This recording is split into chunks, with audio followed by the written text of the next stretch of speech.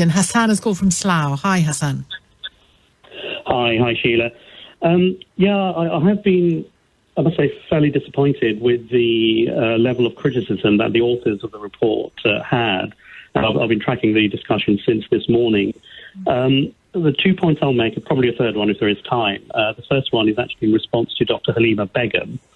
And the second point will be a criticism I have of the report as well. And if there's time to talk about the vaccines. Yes. So Halima Begum, I've heard of the Runnymede Trust. Of the Runnymede Trust, yes. I've heard her speak over the last few days. We have some commonality in that we are both Bangladeshis and we studied at the same university, but we are very divergent in our opinions. Now, for her to say that in the last 50 or 60 years that she's been around professionally, that she's been advising government, no one's been listening to her, isn't there anything positive that has happened in the last 50 years as far as us, the BAME communities, are concerned? Because I have not heard that from her.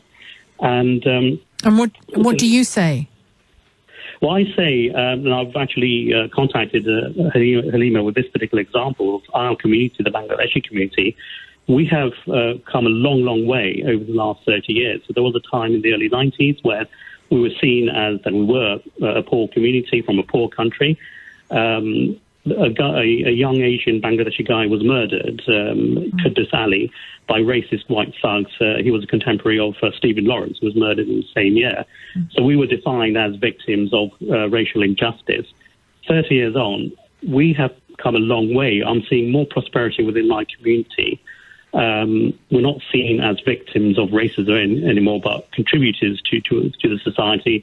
I'm seeing economic prosperity. There are things to celebrate. So for critics to deny all of this and think that things are the same as 30 or even 50 years ago, I think is wrong. But not all I have to say, not all the critics I'm reading, and certainly not all the critics who are calling today, are saying that there hasn't been progress, and aren't saying I get zero opportunity in this country and people are constantly racist to me. Nobody is saying that particularly, but they are saying that this major, we're told, report to deny institutional racism is wholly wrong. That's their biggest criticism of it. And there are elements about slavery that seem to be saying, come on, guys, move on from slavery. Look how well you're doing now. And that, there's nothing wrong with being pleased that black and Asian people do well in this country. And that white working class boys and girls do well in this country. When we see evidence that things are improving, hooray, of course, we celebrate it. But it shouldn't be a pat on the head, and it shouldn't be a green light for the government to sit back and say, right, so we don't need to do anything. Yes, I agree with that insight, and that's why the government is actually saying, or the report has actually said, that there are still problems with overt racism. I haven't read the full report. I just skimmed read it, the 258 pages. But I think a lot of the critics, and I could be wrong here. You're right to call me out if I'm wrong here. But the critics I've heard so far, they completely dismiss everything about the report. Isn't there anything positive about the report that they agree with? If they come in without reading the report and say, oh, it's all a load of rubbish, and Tony Sowell, Munira Mirza, they're just servants of the white masters, they're the lackeys, they're coming into this discussion with an implicit bias or an explicit bias, rather conscious bias, which is totally wrong. So the second point is, a disagreement I would have with the report.